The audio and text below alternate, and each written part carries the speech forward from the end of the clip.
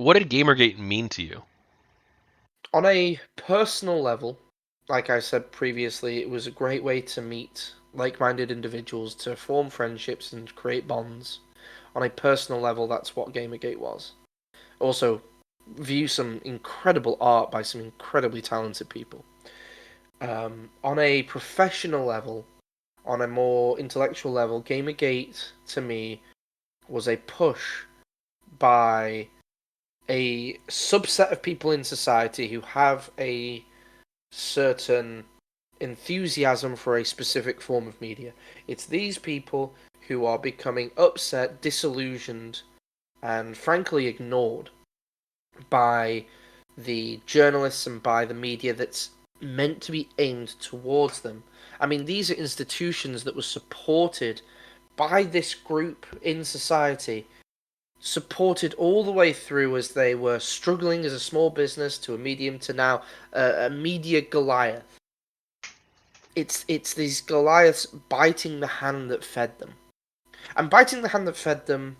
Well, for reasons I guess we'll get into later, given some of the questions that you want that you want to ask. Um, but but yeah, that's what it was to me. That's what I saw it as. It's this sort of very strange move towards hating your own customers and self-flagellation a lot of the time by the journalists themselves. So you consider yourself a gamer then? Oh, most definitely, I am 100% a gamer, through and through. What does that mean to you? So, the term gamer to me is the same as the term movie buff, or a music enthusiast, or a bookworm. It's simply a term that people use to show a high level of enthusiasm, love, and support for a specific art form, and a drive to see that art form improve in any way possible and every way possible. That is what it means to be a gamer.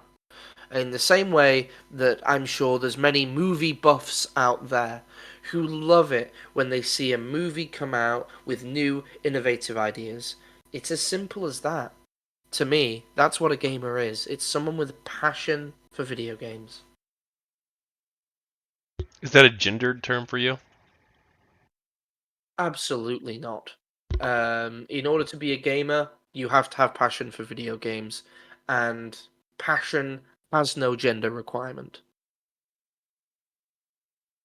On August 28th, 2014, 10 competing publications all published articles on the same day calling for an end to the gamer identity. These 10 articles were followed by 9 additional articles on other, mostly gaming sites over the next few days, also calling for an end to the gamer identity. How do these articles make you feel? Confused. In a word, confused at the time. Bear in mind, I sort of came into the conversation a little bit, no, not much, but a little bit after these articles were first released. I remember being shown them and being, like you say, being shown the date they were released and feeling a profound sense of confusion. Um, why would any media group, any media conglomerate, or any media organization bite their very reader base? That's what baffled me so much at the time. Um, it seemed completely counterproductive. Now, over time, that confusion, when I saw those articles being repeatedly defended by the authors that wrote that confusion did lead to frustration and then just outright anger. Um, Now, thankfully, I am very good at being articulate with my anger, so at no point did I end up sending death threats or anything like that. But but there was definitely a level of anger that I felt after those articles, and I think that anger resonated with a large group of people who would consider themselves gamers as well. I mean, you're talking about articles that denounce a specific subset of people with a passion for video games, and this subset of people historically have had a rough time in school, a rough time at home, and a rough time going into the adult world directly because of their passion. I mean, I remember the times where you would get bullied for being a gamer, for owning any sort of Nintendo console or Sega console. You get the shit kicked out of you.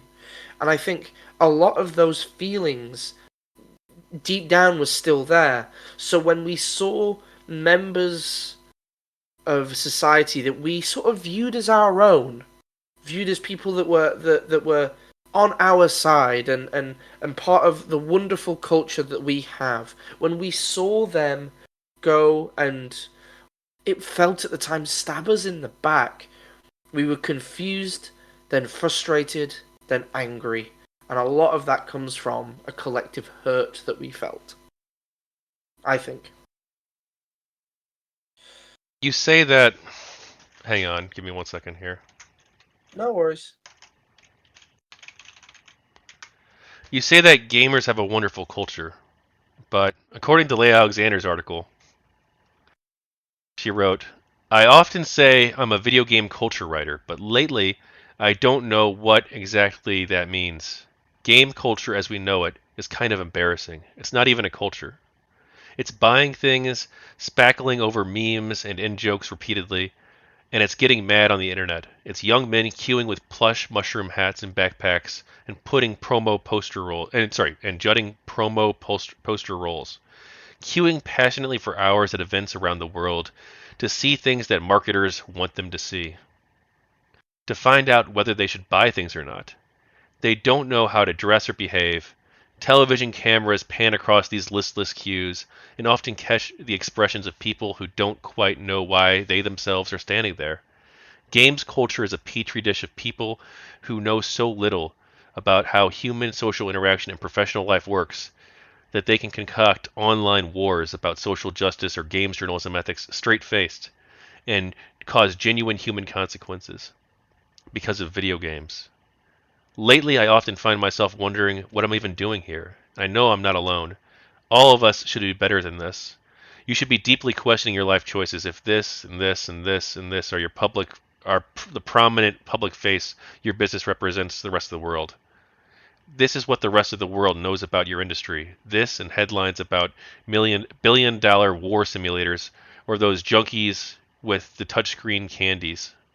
It goes on for some length, but it sounds like Leigh Alexander and some of these other gamers are dead people thought that gamer culture wasn't wonderful and wasn't positive. Yeah, there was definitely a sentiment to that. I I mean, I disagree. I think people arguing online about ethics and social justice and so forth, to me that shows passion. To me, the idea of being passionate enough to engage in a proper discourse, heated as though it may be, shows true love and passion for the media, for the medium that you've decided that you're an enthusiast in. I have a question for the people watching. Obviously, don't expect an answer, or for the people reading if this ends up in the book. Why do we decry passion so much in our society? Why, when you don't share the same passion as somebody else, why do you decry it as it makes no just because it makes no sense to you, you decide to demean it or to view it as less than. I don't understand this anger that certain people have. Because to me, if I see somebody having a good time doing a makeup tutorial video Something that I have no vested interest in at all. All I can think is good on them. I'm glad that they found something that they're passionate in. If I see people on Twitter arguing tooth and nail that this shade of blush is better than this other shade of blush, great, good. That sparks conversation. Conversation sparks innovation. Why is this passion that people feel just completely demeaned?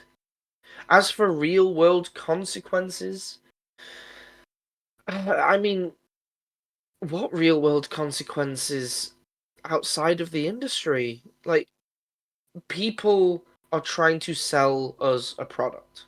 People are always trying to sell us products. Why is it we look at people who review cars, let's say, which is another product we buy, and that's fine and that's justifiable. But people who get passionate about video games and really question their product buying choices when it comes to video games, why is that demeaned? Why is that decried? Why is that thrown out as unimportant? And it confuses me, this mindset. It really does. Yeah, I think a lot of this comes from a sense of almost elitism, a sense of, well, my life is so much more important than video games, even though that's the industry that I'm in. So I'm going to demean my fan base. I'm going to demean the people who interact with the media and medium that involved with, due to this sort of misguided and misplaced sense of elitism. I mean, that's what that article that she wrote said to me. It just screamed, "I'm better than you," and I'm sorry to say it if she's listening or reading, but you are not. You are not better than that person in the crowd who seems to not know where they are. You don't know their life story. You don't know why they're there. You don't know what they're looking for. Who are you to say that you're better or more important than them? As for gaming culture, what I see, and the reason I think it's beautiful, I see it as a haven for people who have a collective drive and a collective passion for a singular piece of media. Um, I think it's beautiful. I think it brings people together. I think it does a lot of good around the world. I mean, just look at the various charity organizations that run video game events like there's the speed running one that I can't remember the name. Games Done Quickly. Games Done Quickly. I mean, just the good that that organization alone has done.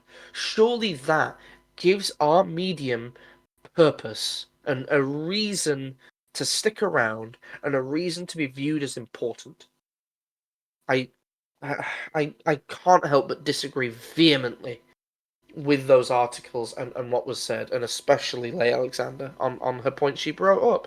I do think there are elements of our culture that are maybe a little bit cringy, maybe could use a bit of tweaking.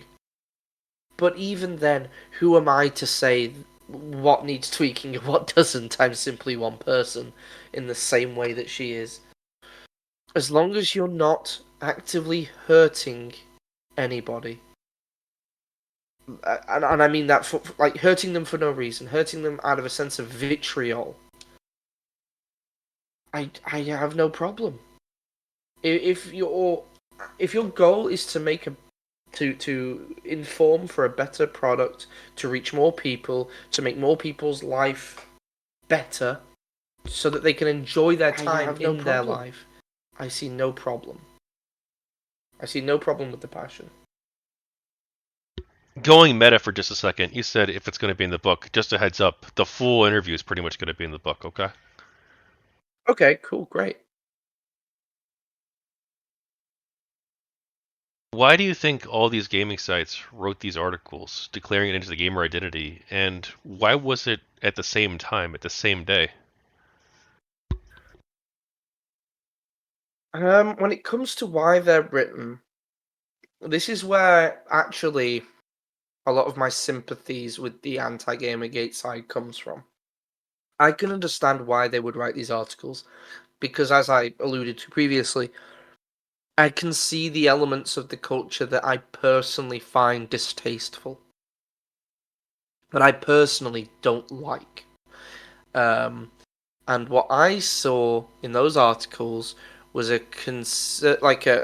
focused effort to try and draw the gamer identity away from the games are for kids, games are for the frat bros playing Call of Duty, to try and take the gamer identity, give it to them, and get rid of it. And no, we're something different now. We're not them. We don't want to be associated with them. A goal which, on a certain level, I can understand, and even on a certain level, I can find admirable. I find it quite admirable to want your media to be better and to be viewed in a more positive light. But, and there is a but here, when it comes to talking about any sort of culture or group of people, if you're going to be critical, you need to be like a scalpel. You need to be precise and you need to hit exactly where you want to hit. These articles, in my opinion, are lazy, ham fisted, they are more like a sledgehammer. They hit everybody. They tar everyone with the same brush. They don't take into account the fact that many people identify with the gamer label, and it's not just the gamer bro chugging Mountain Dew playing Call of Duty, calling everyone the N word. Yes, he does too, but it's more than just him. And to bring it back to what I said, something I said previously, I think a lot of those articles have a sense of elitism within them. I think it's sort of this idea that we're better than them, so we need to be viewed as more intellectual. We don't. We're sick of going to the dinner party with all of our rich friends and saying we write for gamers, we write for a gaming website, and seeing their eyes glaze over, seeing their eyes go, oh, you write for the frat boy. Oh, okay. Well, we don't respect you anymore. I think there's a level of anger and hatred within those articles that, now this is entirely my own interpretation. I think maybe it comes from that. As for why they were all released on the same day, well, it's obvious that they colluded with each other to release them at the same time, at the same day, for it to be a focused effort. That's why I use the term focused.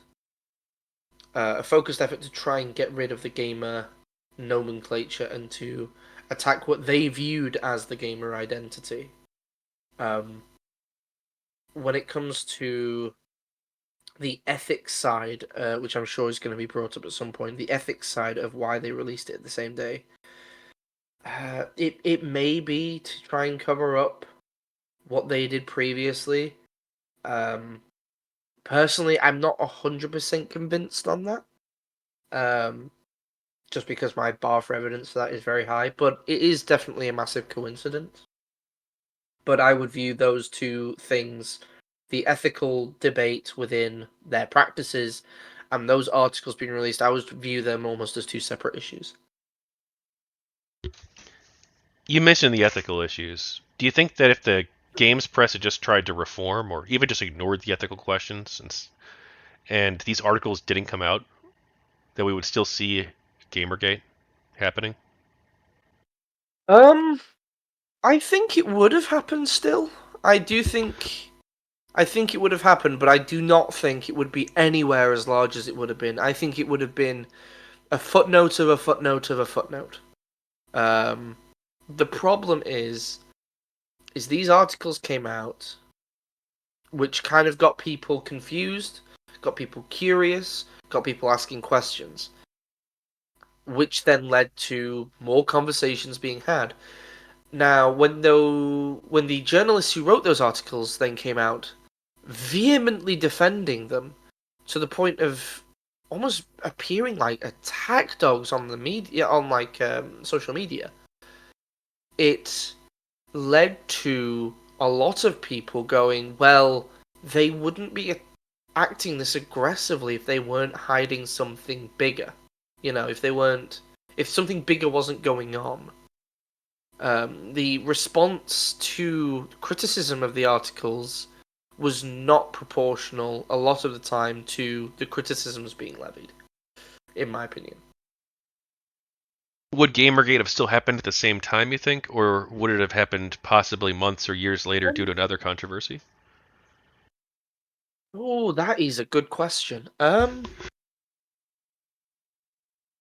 don't know. I don't know if it would have happened at the same time. It may have happened later. Who knows? Instead of Gamergate being about Zoe Quinn, maybe it would have been about Blizzard and the breast milk fiasco that's been going on recently enough. Don't know if you guys are familiar with that. So you think Gamergate was about Zoe Quinn? Do I think it was about Zoe Quinn? No. I think she happened to be the straw that broke the camel's back. I do not think it was just about Zoe Quinn. I think she was at an unfortunate place and an unfortunate time. She happened to be the controversy that sparked it all off. If not her, it would have been somebody else. If Gamergate was about ethics and creative freedom, why would you care about Zoe Quinn? The only reason we care, or at least I care, I can't speak for anyone other than myself. The only reason I would care about Zoe Quinn is, to me, her situation is a perfect example of what was wrong at the time. Um, I mean, what we saw with her was she'd had a previous relationship with a journalist. Said journalist had then gone off to write positive coverage about her game. Now, there is a misconception that he did positive reviews for her game. He never actually wrote a review. That I will I will agree with. There was never any review of the game, but there was positive coverage, and that positive coverage was given with no disclosure as to their previous relationship, and that is directly an issue ethically. Now, I mean, you're talking about this happening. There was already some upset feelings towards the gaming press as a whole.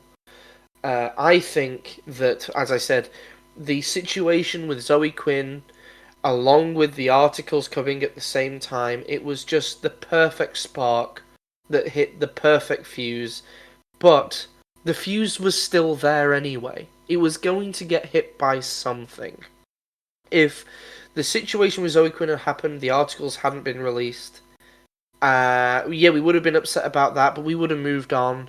And then maybe, like I said, 3 years, 5 years down the line, someone else would have messed up. Someone else would have made a mistake. Someone else would have done something to upset sort of the gaming and gamer subculture.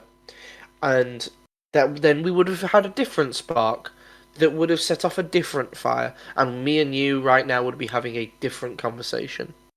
The bomb was going to go off. It was just a question of what lit it.